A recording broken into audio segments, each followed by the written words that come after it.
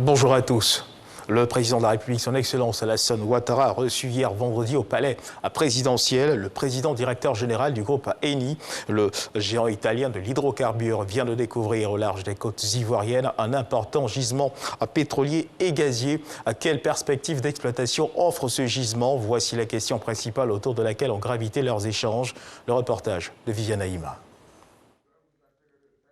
Si le forage exploratoire effectué au large des côtes ivoiriennes par la société Eni, le géant italien des hydrocarbures, a permis la découverte récemment d'un très grand gisement pétrolier et gazier, la place est désormais aux études techniques et à l'investissement qui vont permettre l'exploitation effective du gisement.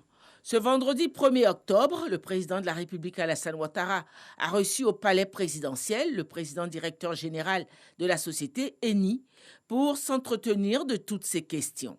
Ces échanges ont fait ressortir le formidable impact que cette exploitation pétrolière et gazière pourrait avoir sur le développement du secteur pétrolier en Côte d'Ivoire. On a parlé de développer une façon efficace et rapide pour pouvoir porter des retours matériels au pays.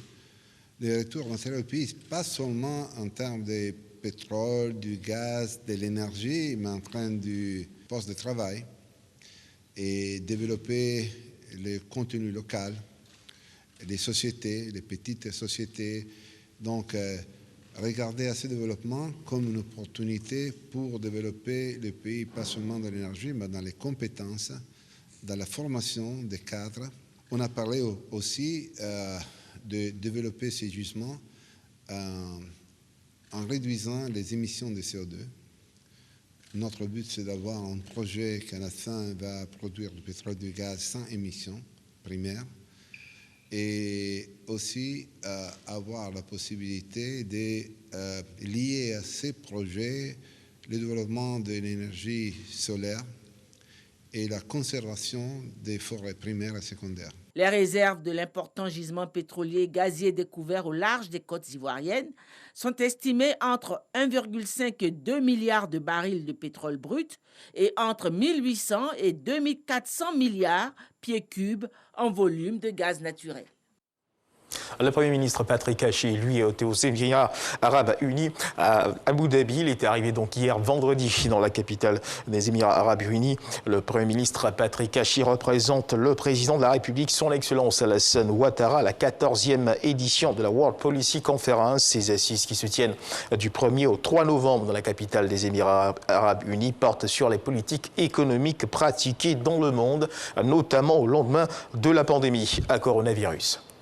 Et puis ici, en Côte d'Ivoire, 4 ans après l'instauration de l'opération Grand Ménage. Ce qu'il faut savoir, c'est que le ministère de l'Assainissement et de la Salubrité a organisé un atelier bilan de réflexion sur la consolidation, le renforcement et la pérennisation des acquis de l'opération. Cette rencontre des acteurs de la salubrité vise à mener des réflexions et des pistes en vue de trouver des solutions et de donner un nouveau visage à l'opération et à mettre en place des stratégies de sensibilisation des populations sur l'entretien du cadre de vie. Dans l'actualité internationale, au Tchad, aujourd'hui samedi, la coalition d'opposition de la société civile, Wakitama, avait prévu de manifester pour protester contre la gestion du pays par les autorités de transition. Les manifestants qui se sont rassemblés dans les rues de N'Djamena ont été dispersés par les forces de l'ordre. La coalition et les autorités n'ont pas trouvé d'accord sur le parcours du rassemblement. Et puis en Afghanistan, depuis la prise du pouvoir par les talibans, le pays serait confronté à une crise économique majeure. Selon plusieurs organisations internationales, le pays pourrait plonger dans une grave crise humanitaire. Une aide d'urgence de 606 millions de dollars a été promise à l'Afghanistan, mais seuls 22% des fonds auraient été reçus à ce jour. La situation, elle, se détériore pour la population. Dans le cas des déplacés de Saraï Shamali, plus de 2000 familles qui ont fui leur village à cause des combats qui ont précédé la prise du pouvoir par les talibans vivent sous des tentes de fortune et dans des circonstances difficiles. Et puis on termine ce tour de l'actualité internationale en Australie. Après 18 mois de fermeture, hier vendredi 1er octobre 2021, Scott Morrison, le Premier ministre australien, a annoncé la réouverture des frontières du pays qui sont fermées depuis le début de la pandémie de Covid-19. Une annonce reçue positivement par la population qui va enfin pouvoir sortir du pays.